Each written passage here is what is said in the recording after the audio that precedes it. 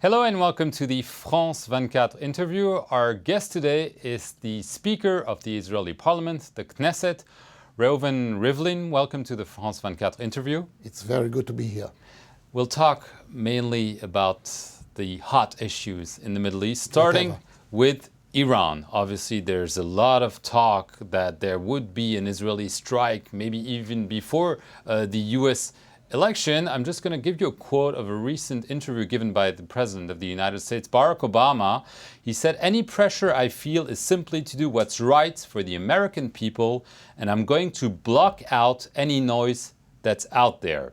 Some people see it as a reference to recent remarks by the Israeli Prime Minister that there should be clear red lines and that the United States is not very clear about its intentions. I cannot give interpretation about what are the meanings of the word that the President of the United States have used. I know that the United States, under any American president, feels very responsibility for Israel, for the very existence of Israel, for the security of Israel, and we see eye to eye. Now there is only a matter of tactics, when and what is the timetable in order to avoid Iran from having a nuclear weapon. It is agreed by all of us, although also by the leaders of Europe, that Iran should not have a nuclear weapon. Sometimes timetable goes to the merit of the question when you have to take actions. The differences of opinion between Israel and the President of the United States, it's about the pressure he would like now, and he believes that there is still time. I know that we are claiming for the last 10 years, saying to the whole world there is a real danger for Iran to be able to produce nuclear weapon. And people have said to us, no, they would not and will not.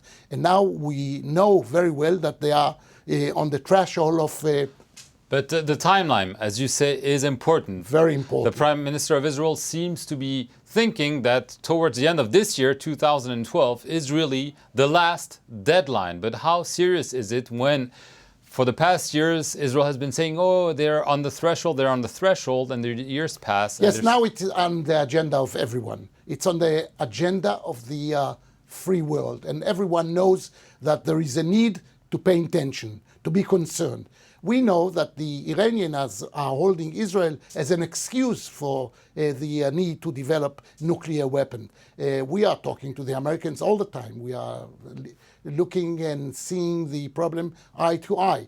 Nevertheless, of course, the American president is very busy with his elections, and he says there is still time. The president of France is saying there is still time. We are very much concerned because if we will lose the time and we will pass the red line, it is possible that the Iranian will use the ability in order to threaten Israel or even to intimidate her very existence. So there are differences of opinion between all the leaders of the free world and Israel. I'm not so sure that the president of the United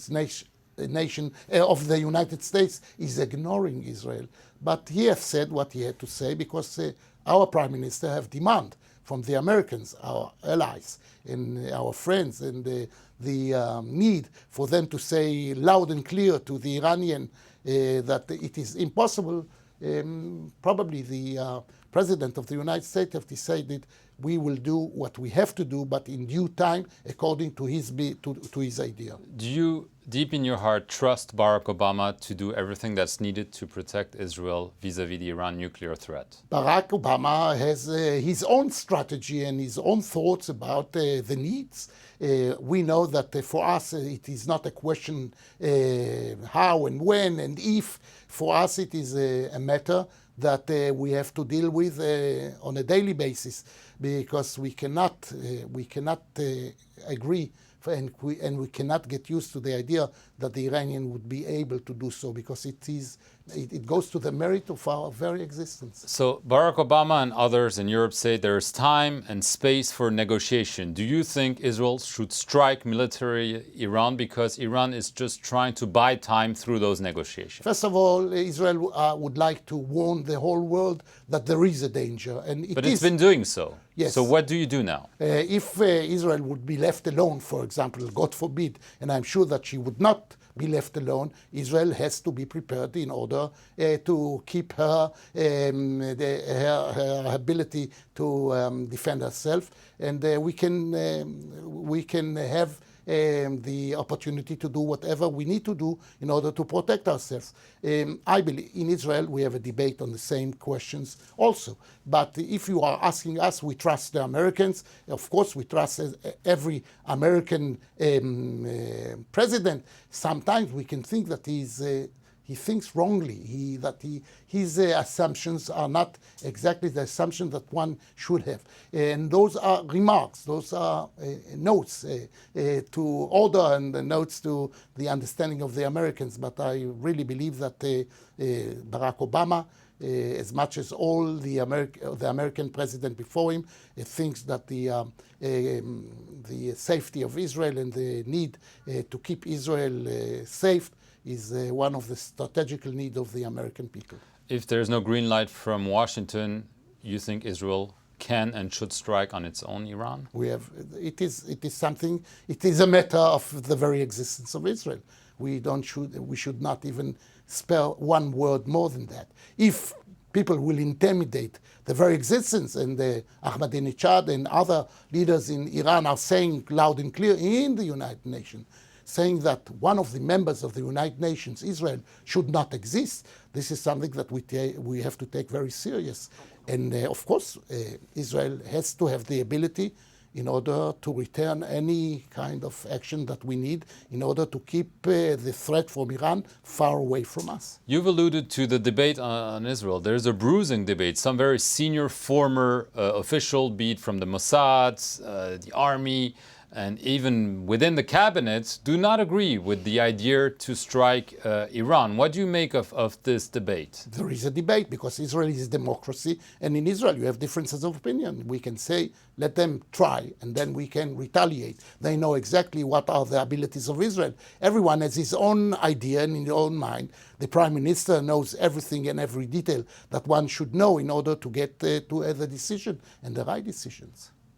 You think the defense minister, Ehud Barak, who is very much vocal on this issue and has been more quiet now, do you think he might be changing his position? First of all, you have to know that in Israel, every minister is also a politician. And sometimes, because of political needs, you change your attitude or your ideas, and that goes all over all democracies.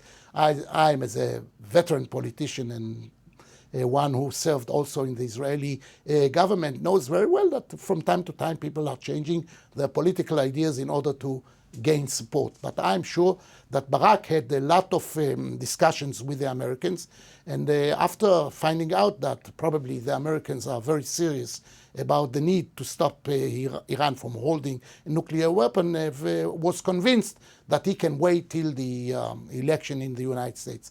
The Prime Minister says, I'm not intervening in the elections. I'm trying to say to everyone that we should not pass the point of no return when Iran could have a nuclear weapon. Short of a military strike, there's been a lot of assumption that Israel is conducting a sabotage and assassination of Iranian scientists. Is this a good tactic?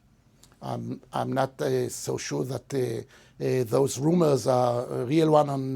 The sources are in Israel, and of course, if I don't know, I cannot answer. Very quickly to the situation in the Sinai Peninsula. There have been a number of incidents, one recently last week where an Israeli soldier was killed. How worried are you? We are quite concerned about what is going on in Sinai with the refugees who are coming all the way from Africa to Israel, using Sinai as the road between road between Africa and Europe, and they are getting into Israel in order to find work. I must say that we had in the last year almost 100,000 refugees coming into Israel, filling the streets of Israel, and we have built defense in order to defend ourselves from those people to come to us with thousands of 10,000s of people.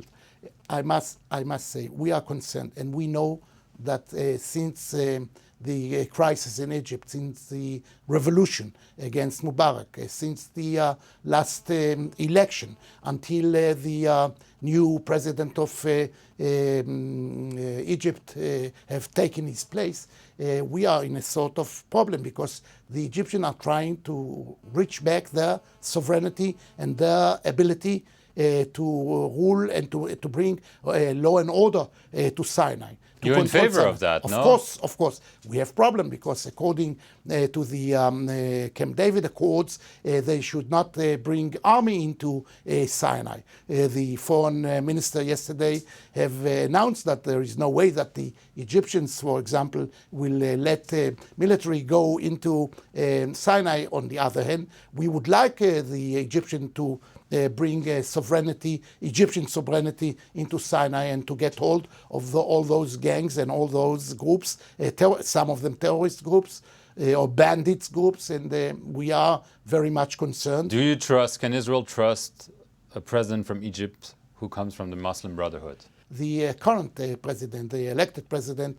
Morsi, understands that the mutual interest of Israel, as much as Egypt, is to keep the peace. And I trust that we are on a way to find understanding with the Egyptian as real mutual strategical need for both people, and I'm looking forward with a lot of hope. Okay, Reuven Rivlin, thank you very much for coming on the France 24 interview. It is a pleasure. And thank you for watching it. Stay tuned here for more news.